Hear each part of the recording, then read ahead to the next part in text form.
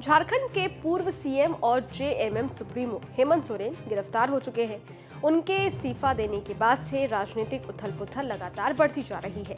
हेमंत सोरेन की जगह चंपई सोरेन को विधायक दल का नेता चुना गया है और वो सीएम बनने का दावा भी पेश कर चुके हैं। इसी बीच खबर सामने आई है कि जेएमएम और उनके समर्थक दलों के विधायकों को प्लेन से हैदराबाद भेजने की तैयारी है। जेएमएम यानी झारखंड मुक्ति मोर्चा की मजबूती की बात करें तो ये पार्टी सिर्फ झारखंड में नहीं बल्कि पश्चिम बंगाल, उड़ीसा, छत्तीसगढ़ में भी प्रभाव रखती है। जेएमएम का क्षेत्र के दलितों और आदिवासियों में गहरा प्रभाव है। अपनी शुरुआत के साथ ही इस पार्टी ने औद्योगिक और खनन श्रमिकों को पाले में लाया। इनमें दलित और पिछड़े समुदाय जैसे सूड़ी, डोम, कुर्मी, महतो, कोयरी, तेली, अहित आदि थे। झारखंड मुक्ति मोर्चा के बैनर तले झारखंड अलग राज्य के लिए कई आंदोलन हुए। इनमें 1978 में कोल्हान में एक बड़ा जंगल आंदोलन हुआ, जिसमें देवेंद्र मांझी, शैलेंद्र महतो, मछुआ गगराई, सूलापूर्ति, लाल सिंह मुंडा, भुवनेश्वर महतो और बहादुर उरांव शामिल थे। शुरू में ये पार्टी आंदोलन के लिए जानी जाती थी और सरकार के विरोध में खड़ी थी, लेकिन शिबू सोरेन धीरे धीरे इंदिरा गांधी के नजदीक आ गए। हालांकि कांग्रेस से सोरेन की नजदीकी से नाराज जेएमएम के कुछ सदस्यों ने ऑल झारखंड स्टूडेंट यूनियन यानी आजसू की स्थापना की, लेकिन इसके बावजूद जेएमएम मजबूत होती गई। इलेक्शन के हिसाब से देखें तो 1991 में चुनाव में जेएमएम ने 6 लोकसभा सीटें जीती। साल 2000 में झारखंड राज्य अस्तित्व में आया, लेकिन इसके लिए अलग से चुनाव नहीं हुए। बिहार विधानसभा में हुए चुनाव के आधार पर जो विधायक इस क्षेत्र में आ रहे थे, उन्होंने सरकार का गठन किया। तब बीजेपी की सरकार बनी। इस राज्य में पहले विधानसभा चुनाव मार्च 2005 में हुए। इन चुनावों में जेएमएम ने 17 सीटें जीती और 14.3% वोट पाए।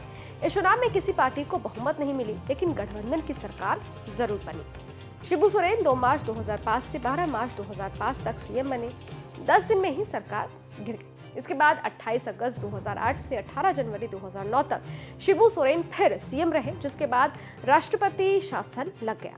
30 दिसंबर 2009 से 31 मई 2010 तक फिर से शिबू सोरेन सीएम रहे, यानी एक बार भी वो 5 साल का कार्यकाल पूरा नहीं कर सके। शिबू सोरेन के बाद उनके बेटे हेमंत सोरेन ने जेएमएम की कमान संभाली। 13 जुलाई 2013 से 23 दिसंबर 2014 तक वो सीएम रहे। साल 2019 में विधानसभा चुनाव में जेएमएम 30 सीट के साथ सबसे बड़ी पार्टी बनकर उभरी।